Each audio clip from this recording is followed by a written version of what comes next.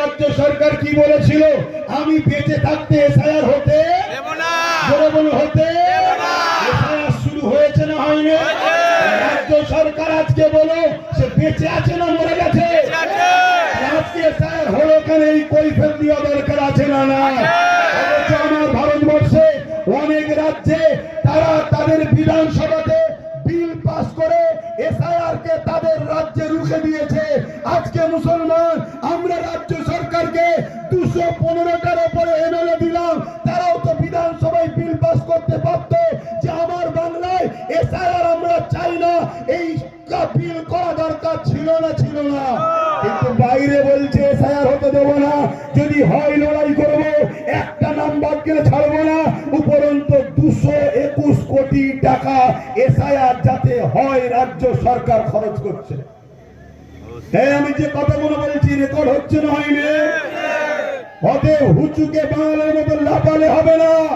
তোমার মধ্যে সার্রা পরিমাণ যদি ইনসানিয়ত থাকে, তুমি যদি ইসলামের ঘরের সন্তান হও, তাহলে এই কথাকে যাচাই বাছাই করো, করে আব্বাস সিদ্দিকীর বিরোধী করো। 221 কোটি টাকা এসআইআর যাতে হয় এর জন্য রাজ্য সরকার বাজেট করেছে। আর 90,000-এর কাছাকাছি লোক যাতে অফিসার এসআইআর দ্রুত করতে পারে, এই অফিসার রাজ্য সরকার নির্বাচন কমিশনারকে দিয়েছে 90,000-এর উপরে। তাহলে বলুন রাজ্য সরকার এসআইআর এর পক্ষে না বিরুদ্ধে? বলুন।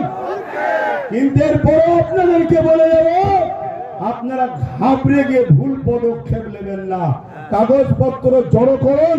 কারণ আপনাদের ভোটেই যদি 21-এ কেউ সরকার হতে পারে, আপনাদের ভোটেই যদি 24-এ কেউ এমপি হতে পারে, আপনাদের ভোটেই যদি কেউ প্রধান হতে পারে, তাহলে আজ আপনাকে বাদ দেবে সেই এমএলএ এমপি মন্ত্রী প্রধান দেবে আমাদের ধরা দরকার আছে না? তাই ঘাবড়ে গিয়ে কোনো ভুল পদক্ষেপ নেবেন না, কাগজ জোগাড় করুন। আর নামের একটু ভুলের জন্য অনেকে টেনশন করছে, খবরদার টেনশন করবেন না। বিশ্বাস যদি রাখেন, একটা কথা বলবো, চোখ কান খুলে রাখুন, কাগজ তৈরি রাখুন, নিজের জমি জায়গা পরিচয় পত্র যা আছে রেডি রাখুন। এতটুকু